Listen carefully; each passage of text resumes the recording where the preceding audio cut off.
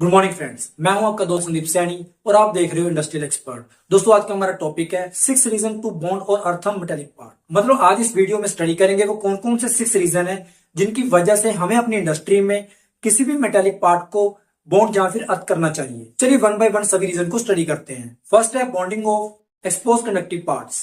Electrical system में expose conductive part का मतलब एनक्लोजर या फिर मेटल बॉडी से है जो इलेक्ट्रिकल पार्ट से बिलोंग करती है। फॉर एग्जाम्पल मोटर बॉडी, जैसे कि आप डायग्राम में देख सकते हो, अगर आपकी किसी लाइन में कोई फॉल्ट आता है तो मोटर की बॉडी एनर्जाइज हो जाएगी। इलेक्ट्रिकल सिस्टम में फॉल्ट आने के कई रीजन हो सकते हैं, जैसे कि मोटर की वाइंडिंग का इंसुलेशन अगर प्रॉपर नहीं है तो उसकी बॉडी एनर्जाइज हो सकती है। अगर तो आपकी मोटर 415 वोल्ट 3 फेज पे ऑपरेट हो रही है तो सिंगल फेज में इसके 240 वोल्ट बनते हैं, और अगर सिंगल फेज की इंसुलेशन वीक होती है तो आपकी मोटर की बॉडी में 240 वोल्टेज आ सकते हैं। अगर तो आपकी मोटर अर्थ है फिर तो ठीक है, अगर आपकी मोटर अर्थ नहीं है और ऐसे केस में कोई इंसान उसकी बॉडी को जाके टच करता है तो ये उसके लिए काफी हानिकारक साबित हो सकता है। इससे बचने के लिए आप मोटर की बॉडी को इलेक्ट्रिकल पैनल की अर्थिंग के साथ इक्विपमेंट ग्राउंडिंग कंडक्टर की हेल्प से कनेक्ट कर सकते हो या फिर पोटेंशियल अर्थ के साथ कनेक्ट कर सकते हो। सेकंड है bonding of extraneous conductive part. Extraneous conductive part का मतलब भी मेटल पार्ट से होता है, लेकिन ये मेटल पार्ट किसी इलेक्ट्रिकल डिवाइस से बिलोंग नहीं करता। For example heat exchanger,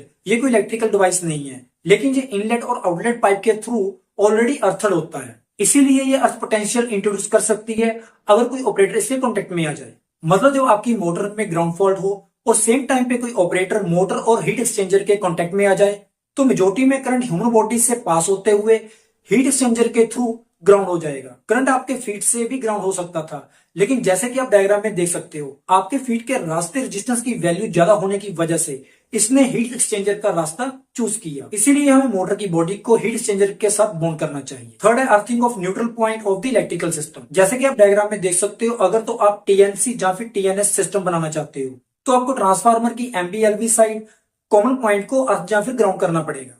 fourth point है earthing of the lightning protection system. जैसे कि आप डायग्राम में देख सकते हो, लाइटनिंग प्रोटेक्शन सिस्टम में भी आपको अर्थ करना पड़ेगा ताकि लाइटनिंग करंट को सेफली अर्थ किया जा सके। लाइटनिंग प्रोटेक्शन सिस्टम हम किसी बिल्डिंग के ऊपर इसलिए यूज करते हैं ताकि उस बिल्डिंग को डायरेक्ट लाइटनिंग या फिर फ्लैश से बचाया जा सके, जिससे बिल्डिंग को थर्मल या फिर मैकेनिकल डैमेज ना हो।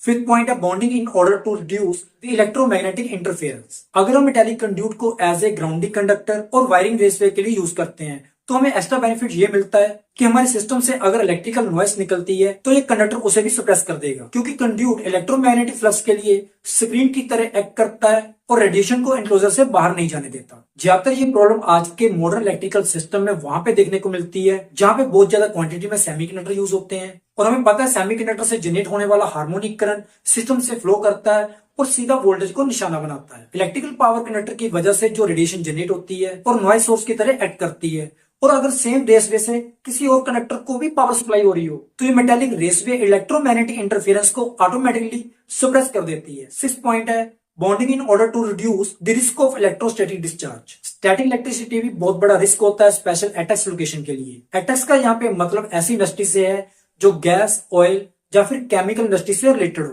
क्योंकि यहाँ पे मोस्टली एक्सप्लोसिव एटमॉस्फेयर होता है और एक छोटी सी चिंगारी भी बहुत बड़ी दुर्घटना का कारण बन सकती है। इसको आप एग्जाम्पल से भी समझ सकते हो, जैसे कि हिंडनबर्ग का डिस्ट्रॉय होना। 6 मई 1937 में हिंडनबर्ग नामक German commercial passenger airship England की सिटी मैनचेस्टर में डिस्ट्रॉय हो गया था, जिसमें 35 पीपल्स की मौत हो गई थी और 62 पीपल सीरियस इंजर्ड थे। बाद में ब्रिटिश एरोनॉटिकल इंजीनियर जेम्स स्टैंसफील्ड और टेक्सास की रिसर्चर्स टीम ने पता किया कि यह हादसा क्यों हुआ, तो पता चला जिस रोप से हिंडनबर्ग को अरेस्ट किया गया था, जब क्रू मेंबर उसी रोप को इकट्ठा कर रहे थे तो सेम टाइम पे हिंडनबर्ग का इग्निशन ऑन किया गया था। रोप के फ्रिक्शन से स्टैटिक इलेक्ट्रिसिटी जनरेट हुई थी, जिसने फ्यूल या फिर गैस को निशाना बनाया था। इसीलिए आज की डेट में सभी इंडस्ट्रियल अपनी फैक्ट्री में स्टैटिक इलेक्ट्रिसिटी पे स्पेशल अटेंशन देते हैं ताकि उनकी फैक्ट्री में ऐसा कोई हादसा ना हो जाए। तो इलेक्ट्रोस्टैटिक चार्ज से होने वाले नुकसान से बचने के लिए जितने भी कंडक्टिव या फिर डिसिपेटिव आइटम्स हैं उनको आपने एक कंडक्टर के साथ बॉन्ड करना है और फिर उनको आपने अर्थ भी करना है, और ये गारंटी है कि आपकी अर्थ की इंपीडेंस जितनी कम होगी तो इलेक्ट्रोस्टैटिक चार्ज अपने आप डिस्चार्ज हो जाएगी।